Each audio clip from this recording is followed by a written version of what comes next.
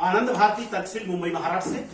दरअसल आज यहाँ सिंधोरा जो है बाजार के पास में, दरअसल ये बाजार में ही लगता है और यहाँ ग्राम प्रधान, मैडम जी आप यहाँ हैं, आप अपना नाम बताइए। सरिता मौर्य जी। और आपके श्रीमान जी का नाम सुरजीत मौर्य जी है। प्रधान आप हैं, लेकिन मैं देखता हूं कि बार बार लोग बोलते हैं कौन प्रधान है, तो आपका नाम बाद में आता है, लेकिन पहले उनका नाम आता है। तो कहने का मतलब यह है कि आज जो आप गांव की प्रधान बनी हैं, बात को अन्यथा मत लीजिएगा, मैं सिर्फ ये जानना चाहूंगा कि इसमें किसको श्रेय देना चाहती हैं। जो आप गांव की महिला होकर के प्रधान बनी है, तो किसको श्रेय देना चाहती हैं? बोलिए बोलिए, कोई बात, श्रेय किसको देना चाहेंगे आप?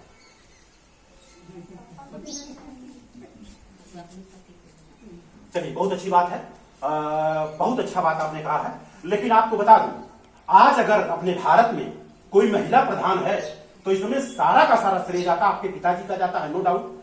आपके सास ससुर का जाता है, उसमें कोई शक नहीं है।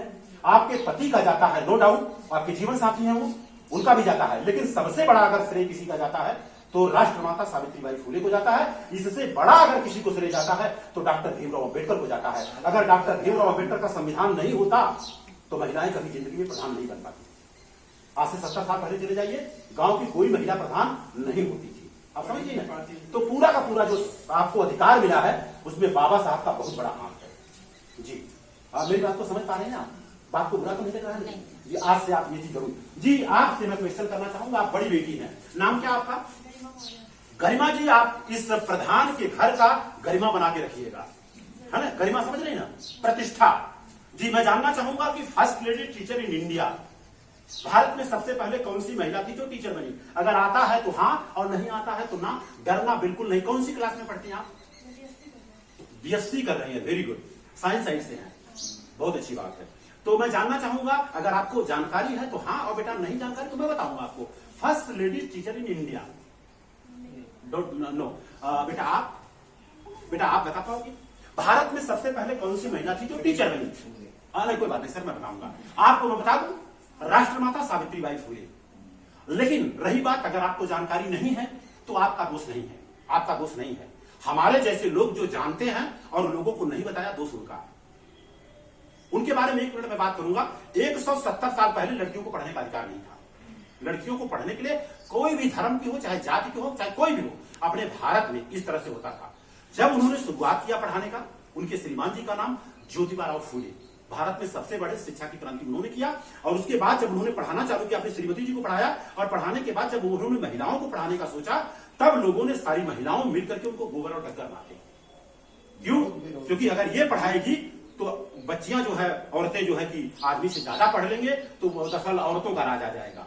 और उसके बाद जो ज्यादा मारता था उसको पुरस्कार मिलता था। अब बताइए, अगर उन्होंने इतना बड़ा काम किया 180 साल पहले, तो उनको लोगों को जानना चाहिए कि नहीं जानना चाहिए? 3 जनवरी को उनका जन्मदिन आता है। कितने जनवरी को? 3 जनवरी को। आप कभी मोबाइल चलाती हैं? आप गूगल में जाकर के सावित्रीबाई फुले डाल देना। यूट्यूब चैनल का नाम सुना आपने? उस पर जाकर के क्रांति ज्योति सावित्रीबाई फुले नाम डाल दीजिएगा, आपको बहुत सारी जानकारी मिलेगी आपको। अच्छा, जानकारी लेना अच्छी बात है कि बुरी बात है?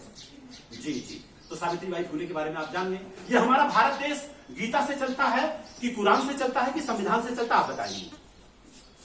हमारा भारत देश, हमारे देश का नाम क्या है? भारत है। भारत या तो इंडिया, यही ना? तीसरा तो कोई नाम नहीं है ना? अगर तीसरा कोई अगर बोलता है दूसरा कुछ तो असंवैधानिक है, ये मेरा मानना है। तो आपने संविधान कभी देखा है? नहीं देखा ना? तो संविधान देखना चाहिए कि नहीं देखना चाहिए? देखना चाहिए ना, कि भारत का संविधान कैसे होता है, देखना चाहिए। चलिए हम बता देंगे। दूसरी बात, बेटा आप क्या कर रहे हो पढ़ाई में? इसमें 10th में, 10वीं में। अरे बच्ची से आप बड़े लग रहे हो। कोई बात नहीं, हो सकता है मैं, चलिए कोई बात नहीं, 10वीं में पढ़ रहे हैं। आप ये बता सकेंगे कि हमारे भारत के संविधान में कितने आर्टिकल्स हैं? अगर मालूम है तो हाँ, नहीं तो ना, मैं बता दूंगा। 378। नो, आप बता पाएंगे? नो, टोटल अनुच्छेद। जैसे हम बोलते हैं कहीं चले जाते हैं कुछ दिक्कत होता है, धारा कौन सा लगा है? आर्टिकल की बात कर रहा हूं मैं, अनुच्छेद की बात कर रहा हूं।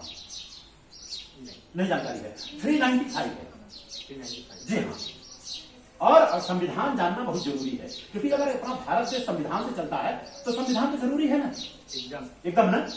तो हम आपको संविधान का एक झलक दिखा देंगे यहाँ, उसके लिए चिंता बिल्कुल न करें। और दूसरी बात, बहुत सारा तो नहीं, लेकिन मैं आपसे ये जानना चाहूंगा, हम आकर के यहाँ आप लोगों से बातचीत किया, आपको कैसा लगा? जी आप बताइए, आपको मैडम जी, आप गांव के प्रधान हैं, आपको कैसा लगा? इस तरह से कभी आज तक मेहमान आए? और मैं बता दूं, पानी तक नहीं पिया, खाली जेली चल रहा है, और लोग आते एक थरिया खाते हैं, बिगाड़ते हैं, चले जाते हैं, लेकिन ज्ञान की बात नहीं करते हैं। वो जरा सा कार्ड दे दीजिए सर, निमंत्रण कार्ड प्रधान जी के हाथ में दे, वो जो कार्ड दिया था सर वही रखी है। हाँ मैं कर रहा हूँ। अब दरअसल कार्ड, हाँ उसमें से दे दीजिए। सुरजीत के सबसे छोटे भाई। अच्छा, इनसे भी बात कर लेता हूँ। ये निमंत्रण कार्ड है, इसमें सावित्रीबाई फुले का भी फोटो लगा है। चित्र से चरित्र का निर्माण होता है, जो हम बार बार लगातार देखते हैं वो हमारे मन में आता है। इस चीज को मानते कि नहीं मानते? जो चीज बार बार हम देखेंगे तो वो चीज जो है माइंड में आ जाता है। चलिए, बहुत अच्छी बात है। तो ये निमंत्रण कार्ड रहा है हमारा। परिचय के रूप में दरअसल आनंद भारती तहसील मुंबई महाराष्ट्र से हूँ, और आप लोगों को थोड़ा सा इतना बता दूंगा, एक छोटा सा बच्चा है, वो कक्षा 10वीं पढ़ रहा था, उसने टारगेट फिक्स किया अपना कि मुझे पायलट बनना है। और आप लोगों को जानकर खुशी होगी, आज विस्तारा टाटा सिंगापुर की कंपनी जो टॉप लेवल की कंपनी है, उसमें एज ए पायलट। अब आप लोगों को क्या बनना, अपना टारगेट फिक्स कर लीजिए। मम्मी पापा दादा दादी क्या करेंगे, आपको सपोर्ट कर सकते हैं, है ना? तो ये आपको करना है। बहन जी सही बात है। तो इसी के साथ अपने बातों को विराम दूंगा मैं।